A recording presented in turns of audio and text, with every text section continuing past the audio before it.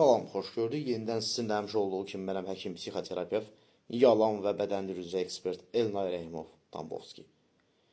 Sizi sevməyən bir adama dəyər verməyə məcbur olarkən, çünki daxilinizdə bir itirmə qorxusu var və o sizə qarşı pis rəftar edərkən, diqqət yetirin, bədəninizdə o negativ duyğunu harda hiss edirsiniz? O boğazdadırmı, sinədədirmi, qarındadırmı və yaxud da digər yerlərdədirmi? Çünki hər zaman duyğuların hiss olunduğu yerlər vardır. İlk öncə o duyğunun fərqinə varmaq lazımdır, birini günahlandırmamışdan öncə.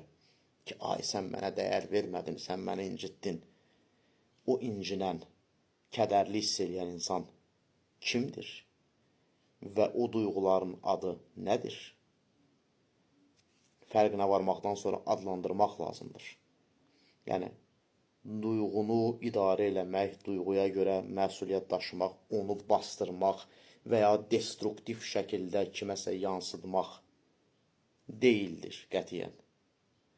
Duyğunun məsuliyyətini daşımaq eyni zamanda o duyğunu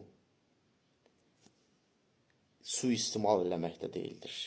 Yəni, kimisə manipulyasiya eləmək də deyildir. Bir halda ki, o duyğunun məsuliyyətini daşıyırsınızsa, siz onu adlandırırsınız, yox saymırsınız, var olduğu kimi qəbul edirsiniz.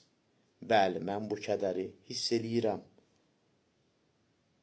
Daha sonra anlamağa çalışırsınız ki, bu kədərin hiss eləməyimin altında hansı düşüncələr yatır və hansı realizə olunmayan arzularım, istəklərim və təməl ehtiyaclarım yatır. Hansı travmalarım yatır? Diqqətinizə görə minnətdaram. Sağ olun.